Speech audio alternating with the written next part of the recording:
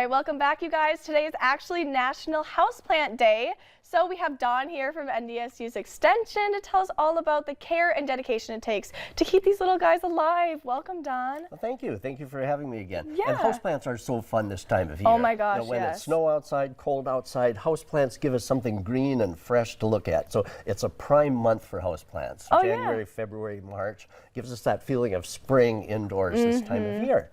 But of course, this time of year, it's fun to go to a garden center and buy new houseplants. But of course, this time of year, it's a challenge getting them from the store to your home safely. Absolutely. Because most of the houseplants are tropical in nature. And if they're exposed to temperatures much below about 50 degrees, they're going to get chill injury, which they probably are not going to recover from. Okay. Which means when we go to a houseplant store, garden center or other store, we can't just take that plant from the store and run it out to our vehicle because it'll probably get chilled. So let's talk about a few safe ways to take those plants and get them home. Perfect. Now, yesterday I went on a little shopping spree to a locally owned garden center, and the garden center did a really nice job of packaging the plant up. They put it in a little box, but the main thing is to cover those plants up in a bag and then fasten it such that you get a little air inside and you make kind of like a bubble like that. Yeah, Fasten okay. the top, and that bubble will help transport the plant home. Have your vehicle nice and warm, and so bubble that. And also, if you're not sure if the plant store might have a bag big enough, feel free just to take a garbage bag. Slip a garbage bag in your pocket and have that handy. So create that bubble of air. And gosh, so many interesting houseplants. Look at this one called rabbit's foot fern. Notice just like a rabbit's foot coming over. So fun project. So the main thing is to get these plants home safely without chilling them. And then, of course, once you get them home, then what do you do? Well, if the plants are in a fairly small pot like this, chances are they should be repotted into a little larger pot. So one way to tell if these plants need repotting right away is to just slip them out of the pot. And now I ran a knife around the inside of the pot so it would come out easier. I did that already. So if we take the plant out, now there's lots of roots around. And so this looks like it does need repotting. Yep. So let's take a look at how we're going to repot this. Now I like the old-fashioned clay pots, and they give a nice traditional look to a plant, but also they breathe through the sides. Oh, okay. And so they'll have a good oxygen exchange with the root system. And so if a person tends to overwater a house plant, this will help remedy that because you get more moisture exchange, air exchange through the perimeters. I did not know that. And of course, very important to have a drainage hole in the bottom. And of course, we can always put that in a plastic saucer so that you don't get the table wet. The clay pots are, of course, very dry when you buy them.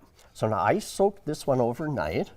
Otherwise, if you don't soak them overnight, when you go to water them, the pot absorbs water kind of ununiformly. Okay.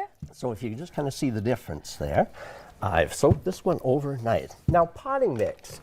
Potting mix, it's important to choose a high quality potting mix because that plant is going to be in that pot for quite a while. Absolutely. So you do absolutely get what you pay for. So you could choose a national brand, or many of the locally owned garden centers will have a brand that they'll recommend for you. Oh, great. Now, out of the bag, if you can see that, the mixes are usually very, very dry, and it's hard to work with in potting.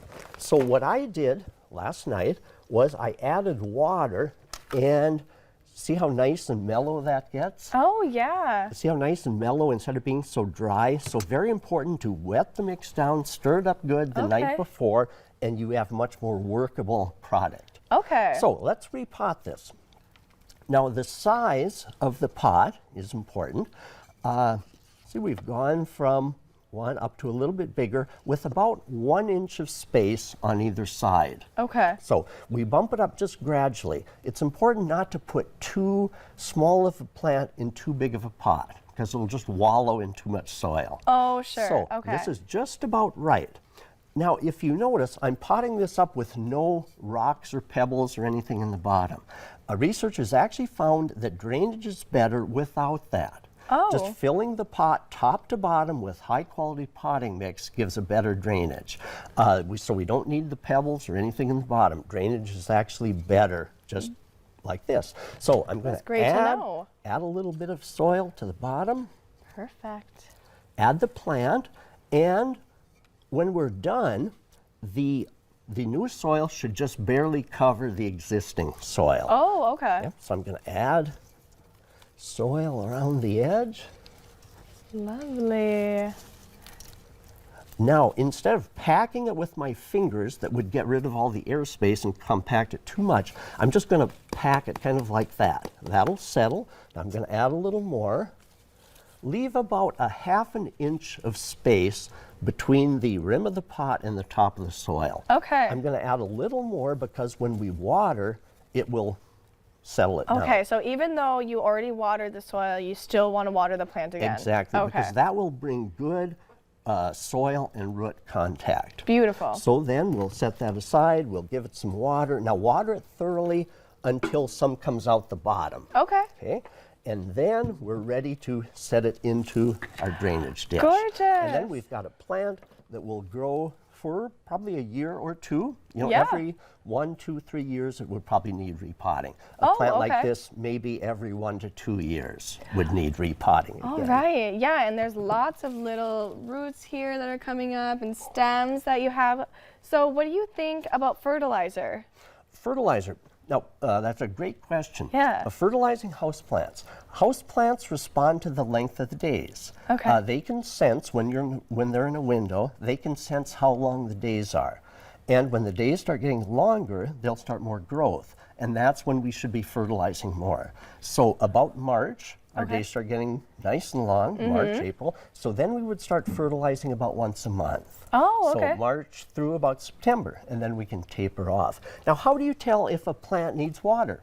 You know, a house plant that you've Great got. one, yes. How do you know if it needs water? Well, I like to give it the finger test. Just insert a finger into about the first joint, and if you feel moisture at the fingertip, then it's got enough moisture. Okay. And so wait a day or so and check again. So it's difficult to water plants on a schedule. Instead, check them on a schedule, Okay. like once or twice a week, and if they need it, then water. All right, lovely. And then up next, we'll have an interview here that tells you that you need some water with your workout. So that's after the break.